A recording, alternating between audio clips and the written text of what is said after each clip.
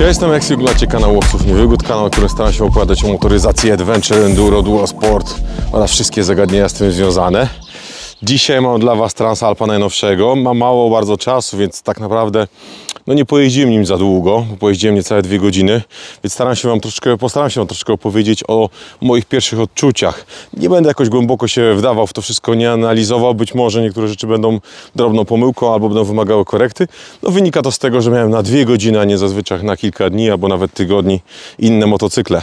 Moje pierwsze odczucia, z którymi chcę się podzielić. Oczywiście patrzę to pod bardzo mocno swoim kątem, czyli troszeczkę moja waga plus mój sposób jazdy. Ja lubię, kiedy motocykle adventure są motocyklami uniwersalnymi, motocyklami, którymi zarówno jeździmy fajnie po szosie, jak i w terenie. I tak w skrócie odnośnie Transalpa, bo postaram się w kilku minutach przedstawić jak gdyby całość. Jest to motocykl, który jest w miarę lekki i jest to typowa klasa średnia, ale jednocześnie dosyć mocny, przynajmniej na papierze, bo około 90 koni on ma. I powiem Wam tak, silnikowo, ta moc jest rzeczywiście, ale ona nie jest jakaś powalająca. Jak dla mnie myślałem, że to będzie dużo więcej. Odczucia miałem podobne, jakbym jechał trochę Tenerą albo troszeczkę może więcej niż Tenerą. Bez szaleństwa. Natomiast ona oczywiście jest dosyć fajna. Z plusów jest to, że ten silnik rzeczywiście jest taki typowym silnikiem hondowskim. On jest taki gładki, przyjemny. Jest fajny, naprawdę fajny. Ogólnie ten motocykl można powiedzieć, że jest troszeczkę małą Afryką pod bardzo wieloma względami. Pod względem wyważenia również ten bak troszeczkę tutaj bardziej schodzi nam w masę centralną motocykla.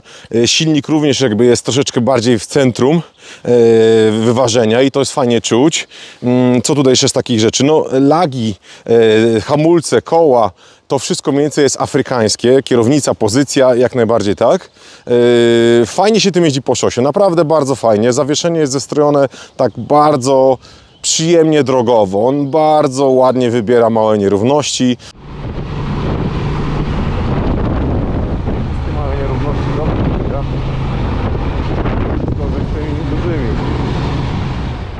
Jest stabilny nawet do wysokich prędkości, tam 190 czy 200, to nie jest żaden problem. Ma mega fajne hamulce, bardzo dozowalne i takie ostre, ale jednocześnie bardzo dozowalne, więc nie są żadnym problemem, czy to w terenie, czy na szosie. Takie są moje odczucia.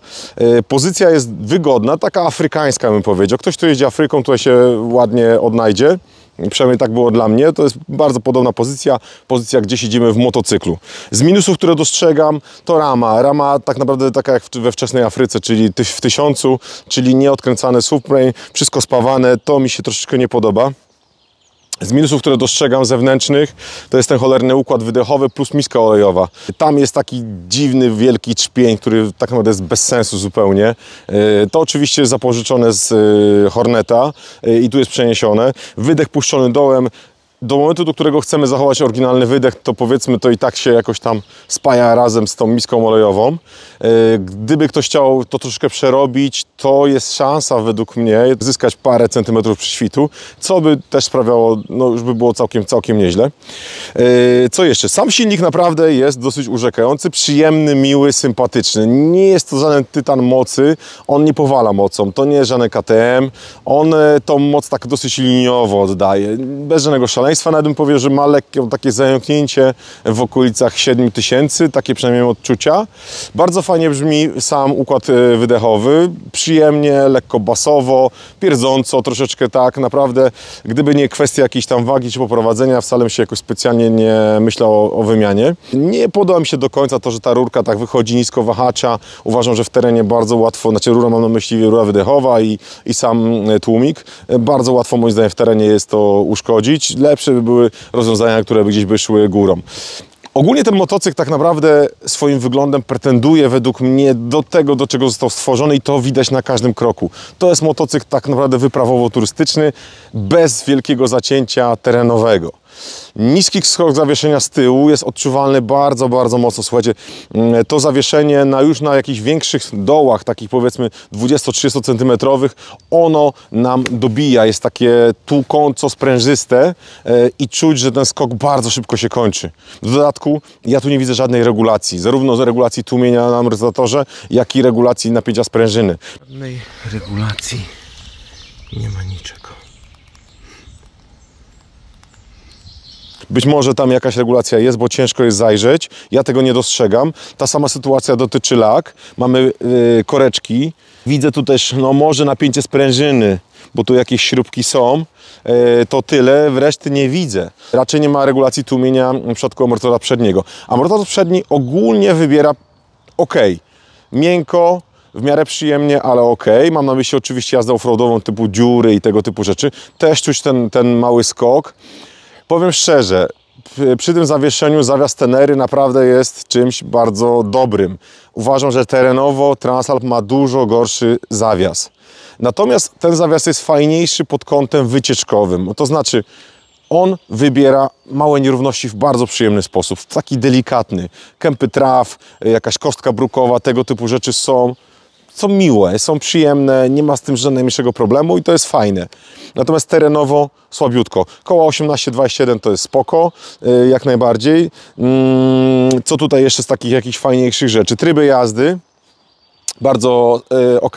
Możemy sobie definiować w pełni całość trybów. Jedna rzecz mnie zastanowiła tylko, ponieważ na trybie user poustawiałem wszystko łącznie z ABS-em offroadowym, a jednak odczułem przy zjeździe i tak działanie ABS-u na tyle, co nie do końca mnie pocieszyło. Mam wrażenie, że ten tryb offroadowy chyba nie jest taki do końca offroadowy, chyba że coś tutaj nie tak mi się przestawiło.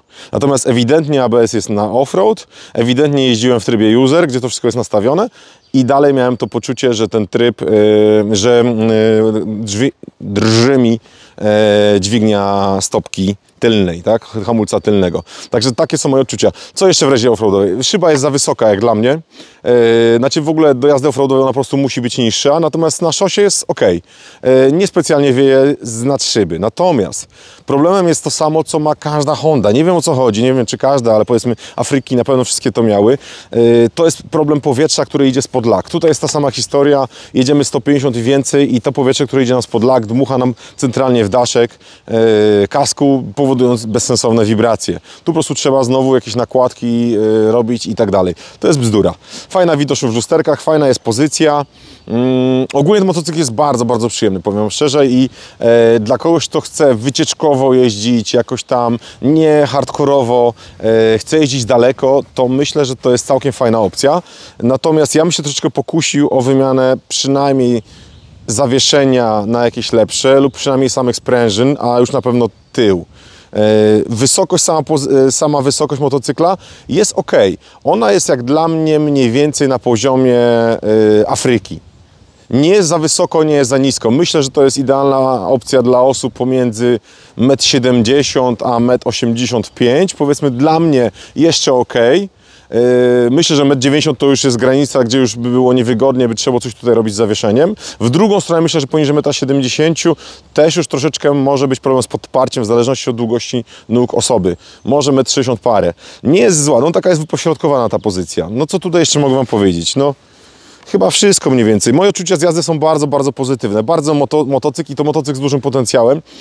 Troszeczkę żałuję, że zrobili go tak mocno asfaltowo. Tenera też jest, jakby można powiedzieć, motocyklem, który nie jest jakoś super wyposażony, jest również w opcji takiej trochę taniej i podobnie z Transalpem, on ma konkurować z Tenerą. Natomiast nie rozumiem do końca, dlaczego tak mocno poszli w szosę, że nie dali tej opcji regulacyjnej, że nie zrobili tego skoku zawieszenia więcej, że nie zrobili czegoś z tą miską olejową i z tym wydechem. Pewnie nie powiedziałem nic odkrywczego, pewnie się tego spodziewaliście, że to po prostu to jest wozidełko, to nie jest super motocykl offroadowy na pewno, natomiast uważam, że on ma pewien ukryty potencjał i ja bym go nie skreślał, tylko że niestety wymaga przeróbek, bo jak dla mnie to on by musiał mieć wymienione zawieszenia przód-tył, miska olejowa i wydech. I naprawdę byłby fajnym motocyklem. No i oczywiście szyba. I byłby świetnym motocyklem do wszystkiego, do jazdy wszędzie. To tyle.